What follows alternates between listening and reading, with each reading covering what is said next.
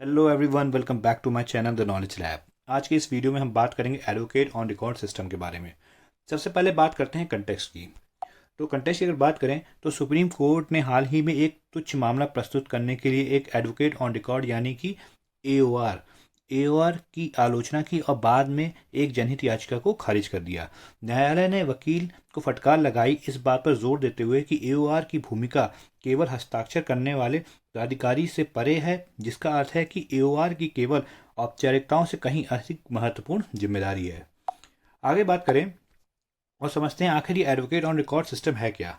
देखिए, advocate on record system यानी कि एओआर सिस्टम ये भारत के सर्वोच्च न्यायालय में एडवोकेट ऑन रिकॉर्ड सिस्टम प्रणाली सर्वोच्च न्यायालय में मामले दायर करने के लिए जिम्मेदार अधिवक्ताओं की एक अनूठी श्रेणी है। एओआर वादिकारियों और देश की सर्वोच्च अदालत के बीच एक कड़ी के रूप में काम करता है। यानी कि जो एओआर है यानी कि एडवोकेट ऑन रिकॉर्ड आपका सिस्टम है, वो एक लिंक का काम करता है between litigants and the highest court in the country. आगे बात करते हैं और समझते हैं कि इसका एलिजिबिलिटी क्राइटेरिया क्या है।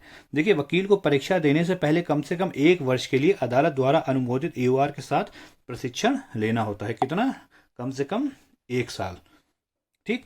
प्रशिक्षण शुरू होने से पहले वकील के पास कम से कम 4 साल का कानूनी अभ्यास होना चाहिए। कम से कम 4 साल का उनके पास कानूनी अभ्यास होना चाहिए। इसके अलावा एओआर का एक कार्यालय दिल्ली के सुप्रीम कोर्ट के 16 किलोमीटर के दायरे में स्थित होना चाहिए। कितना? With in 16 kilometre radius of supreme court.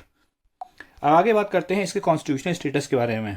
देखिए, एओआर प्रणाली को कंट्रोल यानी नियंत्रित करने वाले नियम संविधान के अनुच्छेद 145 के तहत यानी article 145 of the Indian constitution के तहत अपने अधिकार के अनुसार सुप्रीम कोर्ट द्वारा स्वयं स्थापित किए जाते हैं, जो न्यायालय को मामलों की सुनवाई के लिए नियम बनाने और अपनी प्रक्रियाओं को विनियमित करने का अधिकार देता है। यानी कि which empowers the court to create rules and regulate its own procedure for hearing cases। आगे बात करें तो एओआर प्रणाली बैरिस्टर और सॉलिसिटर के ब्रिटिश मॉडल पर आधारित है, जहां बैरिस्टर मामलों पर बहस करते हैं और सॉलिसिटर ग्राहक मामलों को संभालते हैं। यानी कि ये जो एओआर सिस्टम है ये आपका ब्रिटिश मॉडल पर आधारित है, जहां पे बैरिस्टर जो होते हैं वो केसेस को आर्ग्यू करते हैं, barrister argue cases and solicitor handle clients matter. तो ये तो बात हुई एओआर की। फ्रेंड्स, आज के इस वीडियो हमने क्या क्या समझा। हमने आज के इस वीडियो में सबसे पहले कंटेस्ट की बात करी।